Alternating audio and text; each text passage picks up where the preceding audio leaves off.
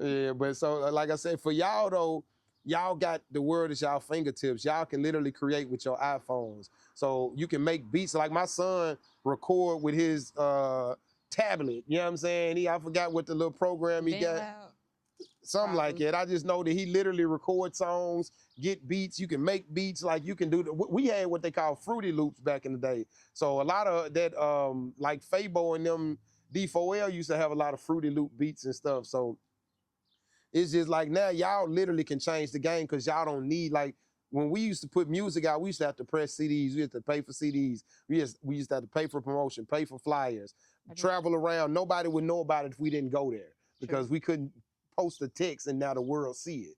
So Mm-hmm. y'all can literally change the game because it's cheaper to market in this era. Like literally you can market on social media for free. You get enough followers, then you literally can get paid for marketing your whole team. You know what I'm saying? So y'all literally got the tools in y'all hands to change the game and build the new Nashville rap scene. And but what I will say though is that everybody that think they gonna be a part of it can't be a part of it because everybody don't got talent. True. And see, that's the problem. A lot of people got confidence, but they ain't got talent. So it's like, yeah, you cocky, yeah, you look good, you sound good, but you trash. You see what I'm saying? So, and this is a dude named Jazz the Coach, who he had got a $1 million deal with Warner Brothers with a dude named Crooner. Crooner was on the couch at 106 in Park. He had a song called Higher. You know what I'm saying? And shout out to Crooner, man. He locked up doing a bid right now over a murder charge. But Jazz, the coach, got a thing he pushing now called Nashville Garbage Rappers because it's a lot of rappers that are pushing their line and wondering why, man, they putting the negative energy out, man, Nashville don't mess with us and all do. I see What? that a lot. Y'all trash. Yeah, and I also think you have to want to be liked to be liked. A lot of times I feel like rappers that are in the predicament where they're like, Nashville don't mess with us, I don't mess with Nashville, I don't want to be considered a Nashville rapper. You probably did something where we just don't like you. Or you're trash. Yeah. Because you don't hear nobody who actually know they can rap on that type of energy. If True. anything, they'll be like, bro, they gatekeeping. But then if you like that, it's a dude here named Petty. He made a diss song. Shout out to Petty because I fuck with Petty. But he made a diss song for All Star. Then All Star just came back and made a diss. I forgot what the name of that dude. He just dropped the album and made a diss song back to him, not necessarily saying his name, but acknowledging like I heard you. And you know what I mean, I feel like the best thing to do is if you really can rap, don't come with no negative energy about who not messing with you. You see what I'm saying? Because it seemed like you begging. You know what Yeah. I'm saying? Like, if you know you got it, I don't care if you like me. You know what I'm saying? Just keep doing your thing and you got to start pushing yourself. If you waiting on somebody else to wake up and give you validation, you already lost the race. You know what I mean? I validate myself. Like I ain't, even when I was rapping, I used to consider myself not a rapper. Cause I didn't feel like I rapped. I just said whatever I wanted to say and did whatever I wanted to do. You know what I'm saying? I wasn't a rapper or a trapper. I was just somebody who spoke real.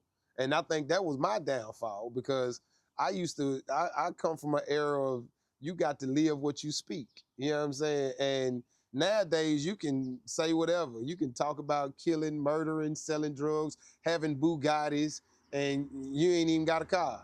You know what I mean? And if it's trappy, if it's catchy, next thing you know, you gonna manifest that Bugatti because everybody gonna mess with it. But where I Yeah. come from, they be like, man, broke ass nigga ain't got no car, man. He talking about a Bugatti. Even if you rapping your butt off, they ain't messing with you because you lying. You know what I'm saying? So now y'all got the word at y'all fingertips. Y'all can lie.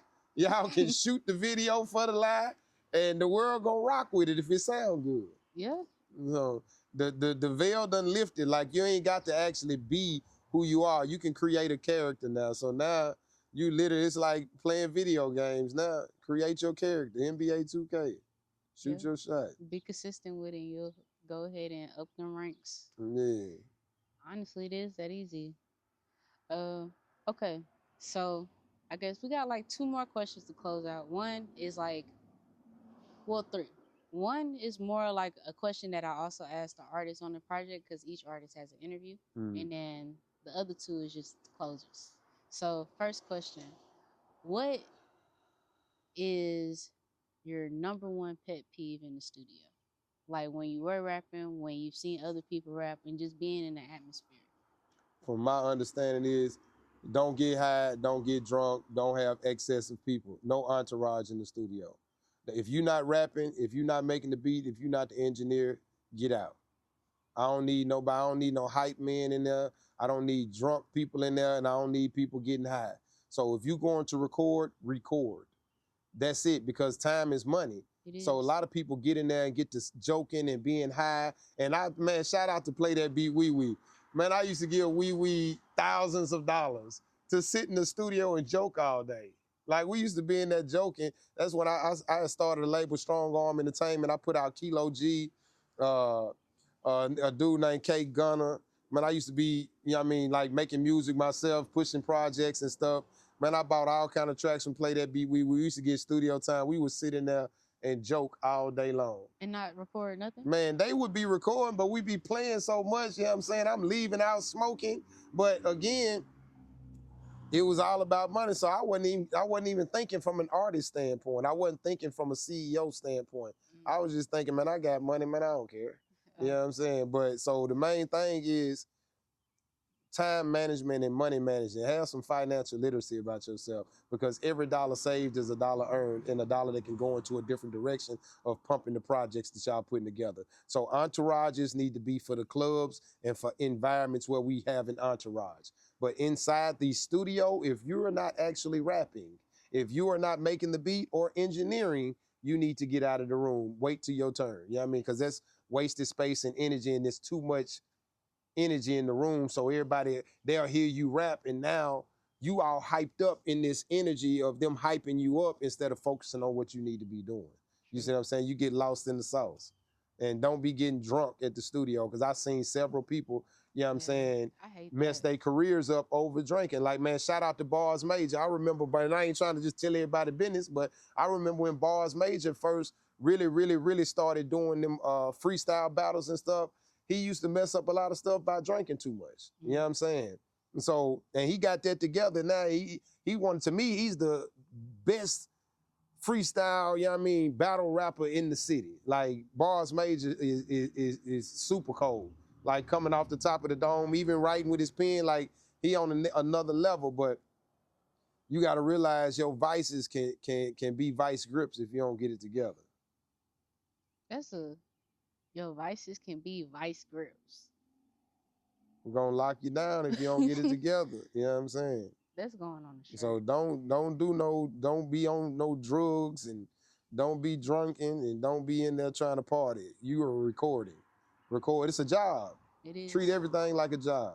What made me successful, when I used to sell drugs back in the day, what made me really successful was I started treating it like it was a job.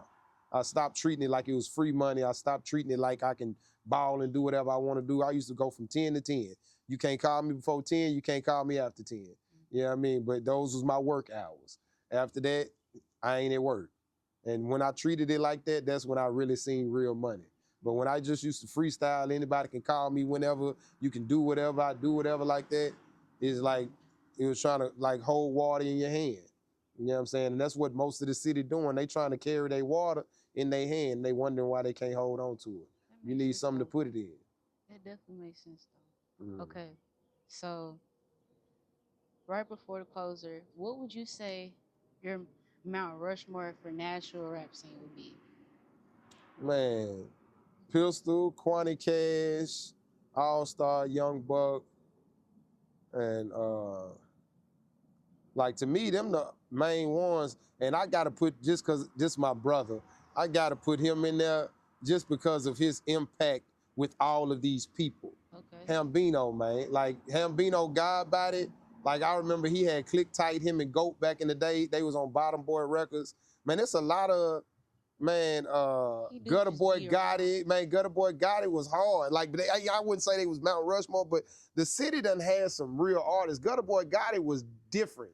Like, he had his own style. You know what I mean? Like, his own little swag and everything. But definitely, Quanti Cash, to me, has had a major impact out of everybody because he did it independent. He like the Master P of Nashville, Tennessee. and he still got it. You feel me? So a lot of people ain't maintained what they built. He never wavered. Like he been Quanty Cash since the beginning. He's still Quanty Cash. You know what I'm saying? He's just an elevated version, moving on to higher callings. But shout out to Quanty Cash. He definitely on there.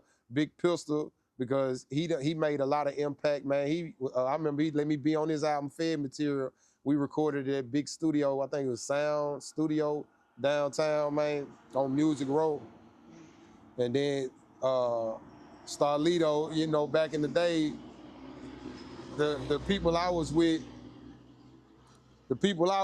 didn't really agree with Grind Hard and All Star and all them. So I used to find myself in compromising situations because I mess with everybody. You know what I'm saying? But at times, and that's a lot of things too, people play favorites here.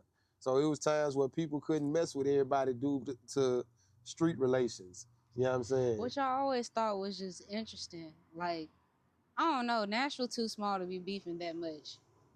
Man, believe it or not, South used to beef with East, North used to beef with West, North used to beef with East. Like, it used to be a lot of stuff. Pistol, like, will literally describe it in his songs. Because I went through the catalog when he told me, like, some Nashville rappers to listen to. I'm like, man, I'm really just getting hip to, like, Nashville based off of one rapper. I haven't even listened to the rest of them. Nah, P. Gates, Big Pistol, man, he definitely on the Mount Rushmore. And Quanty for sure, you know what I mean? Starlito and Young Buck, to me, they had the most impact. It's a lot of artists who did a lot of stuff. Like, shout out to Cashville Ace. Cashville Ace had a song back in the day called Keys to the Chevy, and he put the marketing and money behind them. He do Carol Ann's and stuff now and support a lot of local artists and all that. But, a lot of people that are local don't really even care about being local. So they looking for that big stage instead of rocking these little stages. Yeah. And that's what most of the artists like in Atlanta and Memphis, like they used to rock the little stages too. They was rocking wherever they could rap at. You know what I'm saying? And nowadays everybody want to be big dogs. So that's why I said Nashville, we got to figure out how to stop being celebrities before we celebrities. Yeah. But okay. And this is just a bonus because I'm thinking about it. But there is a flip side to this coin. You have artists that want to work, artists that don't feel like they're celebrities, but they still have to outsource because of the people that's available for them. Mm-hmm. Like, there's always going to be a shiesty producer. There's always going to be a messed up promoter and stuff like that. And unfortunately, Nashville is one of those places where there's a lot instead of a little. Yeah, the vultures. Yeah, so how do you... The culture vultures. Like, yeah, how do you duck and dodge them as an artist that's trying to build but don't want to outsource? Because, like, it makes it hard. Because what you need to do is start rapping your ass off or do whatever you do, sing, start, you know what I'm saying? You become so hard that they come looking for you. Believe it or not, like, that's the thing. You got to attract. You can't chase nothing. The moment you start chasing, you're going to get tired. And that's why people out here stressed out and tired, because they've been running trying to chase a dream. I don't chase no dreams. Like, even like Meek Mill talking about dream chaser. Who? Dream chaser? I ain't chasing nothing. I don't even chase money. I'm attracting everything. I'm a dream attractor. So if you really start pushing that line, because me, that's how I created everything I did. Like, I ain't make no big name or none of that doing out. I just attracted what I needed to attract, and it put me in a lot of spaces with a lot of people. You know what I'm saying? So once you just start really being genuine about what you're doing and honing in on your craft, they gonna come looking for you. I guarantee Bandplay, one of the biggest producers here, I guarantee if he hear a dude here rapping his ass off and he see, like, you know what, I think I can do something with that, he gonna reach out to him. You see what I'm saying? So you obviously ain't putting yourself in a position to be picked. So if this a game, you know what I'm saying? You trying to get drafted, you need to be putting up some shots. I ain't heard of you. I don't know what you scoring. I don't know if you can dunk. I don't know if you can shoot threes. I don't know. All I know is that you say you can rap. I ain't heard of you. So get your own motion. It's free to post on your page. And I promise you, if you rapping, it's going to go viral. You know what I'm saying? That is very true. That's very, very true. There's plenty of artists, like, they rarely post, but every single time they post, they at least do 100,000. Like, right now, I'm saying we in the era of the money printing itself at this point. Yeah. You know what I'm saying? So Learn how to monetize yourself and just start rapping. Rap on everybody's beat. See, people worried about making the money. Like, bro, I ain't gonna rap on that beat because, man, bro, we used to call it jacking for beats. We ain't, man, we didn't never pay for no beats. We used to jack the beats. And it used to be like, you used to have to take the beat to the studio and get the producer to take the lyrics off of it. Like nowadays, they got instrumentals on YouTube. Back in the day, you used to have to get a producer to wipe the lyrics off. And sometimes you would lose a hi-hat or you would lose, you know what I mean, depending on how it was recorded. You know what I'm saying? So Oh, because you can nowadays, do a left and right side versus, okay. so nowadays though, you know what I mean, you literally can rap on anybody beat. That's why All Star got on. All Star rapped on the Yo Gotti beat. Yo Gotti was in the barbershop, heard it, and said, hey, called the number on the back. And All Star first CD was notebook paper. Like the little album cover looked like it was wrote on notebook paper. Oh, wow. You know what I'm saying? And he slid it inside there with the little song, The Grey Goose and some other stuff and all that. And they was moving around pushing it. You know what I'm saying? But so use what you got. You know what I mean? I think Lil Chat said that use what you got to get what you need. Stop trying to be the big dog and try to look like you got money. Embrace you being broke. Money don't like, especially everybody rapping about and got these little goofy ass chains with the little diamonds and all that shit. That shit goofy as hell. Like anybody who know real money know that that ain't what money look like.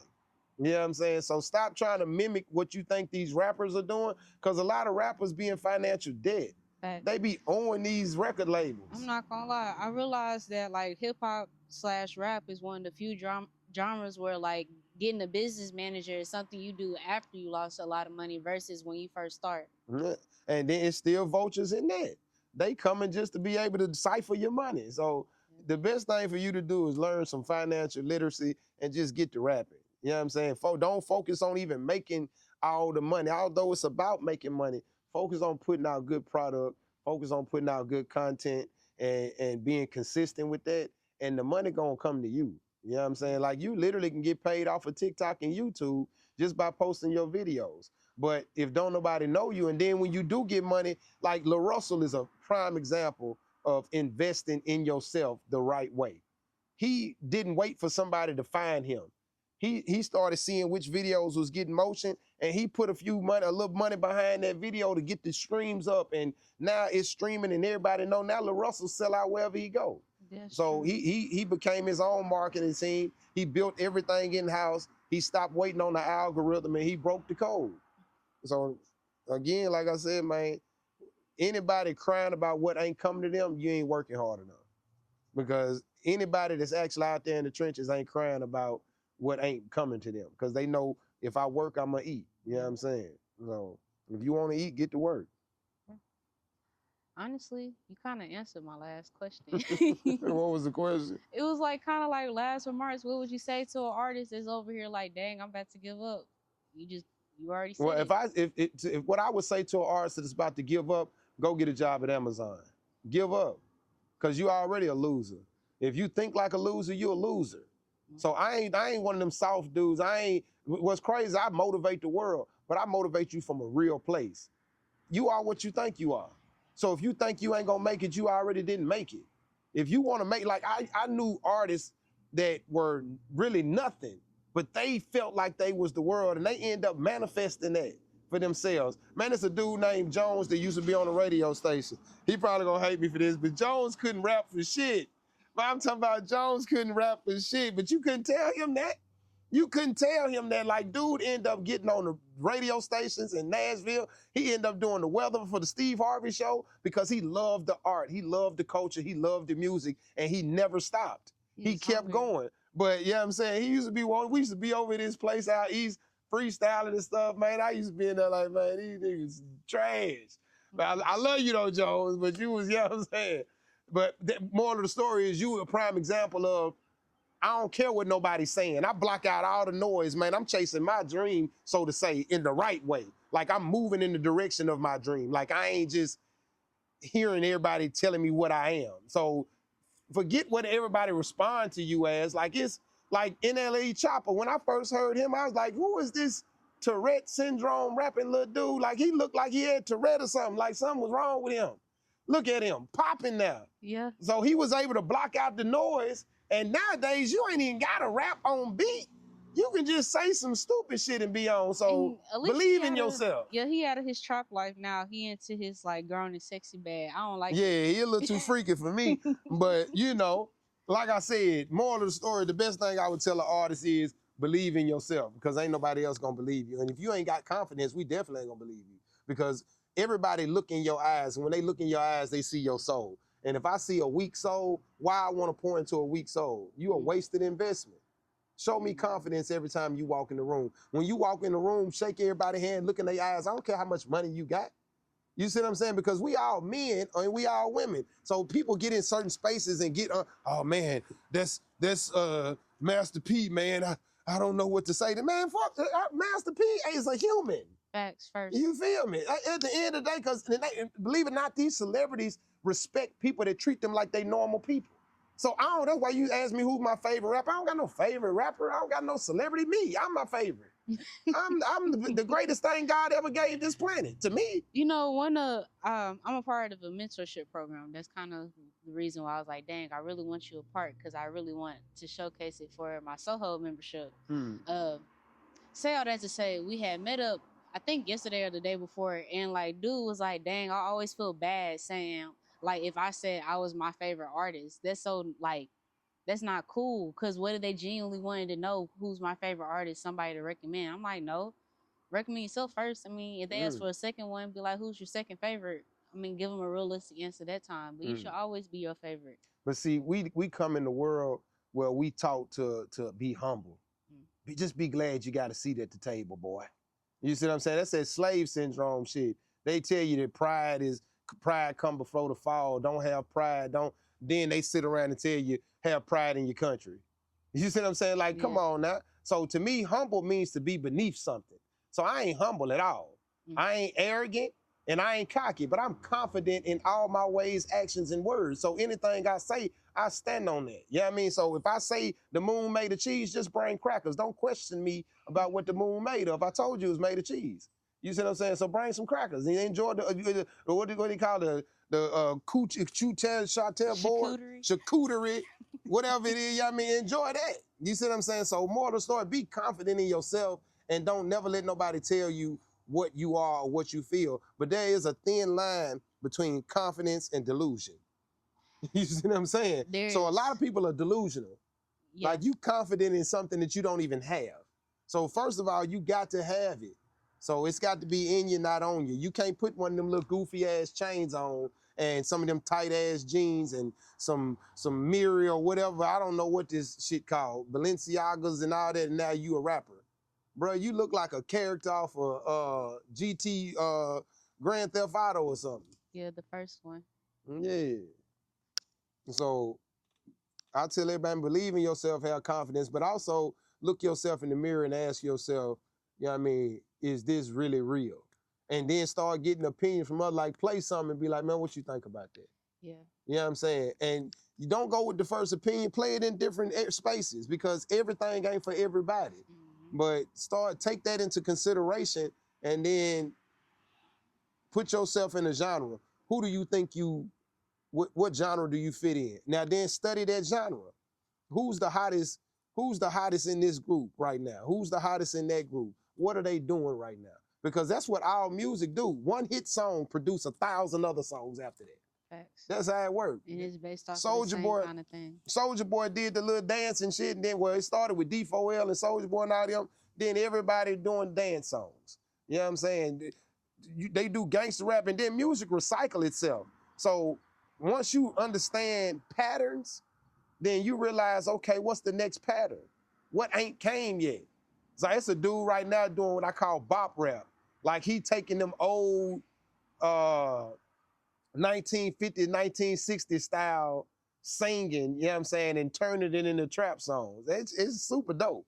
Okay. You know what I'm saying? You might have to send me So you gotta like look at the patterns of history, you know what I'm saying, and then take that and figure out how to recreate the next wave.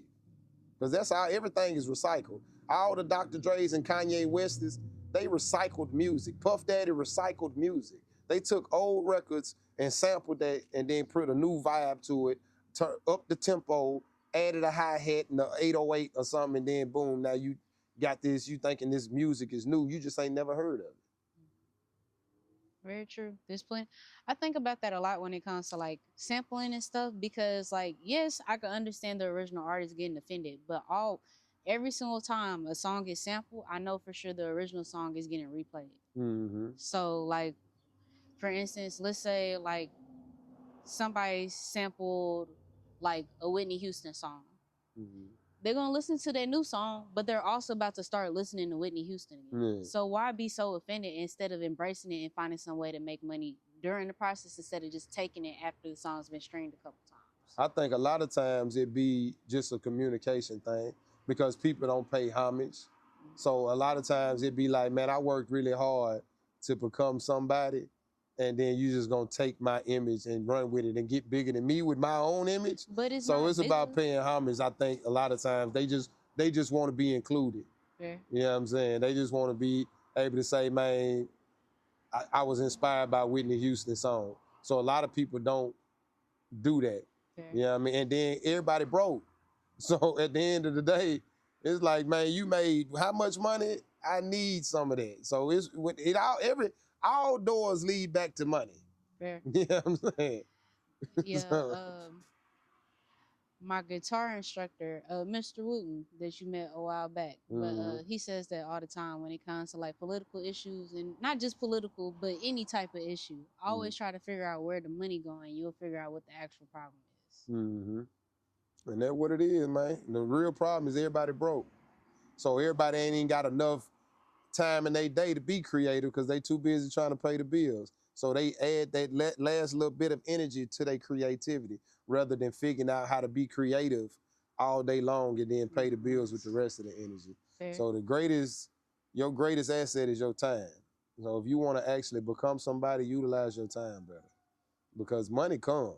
Yeah. You know what I mean? But a lot of people sell their time for money that ain't no money. You know what I mean? No disrespect to anybody working a job or whatever. Do what you got to do. But if you keep working a 9 to 5 for pennies, you ain't going to have a lot of time to create no millions. True. You know what I mean? Unless you're going to lose some sleep. True. Very true. I'm cool with losing a little sleep right now. Yeah. But that's all I got. Please, man.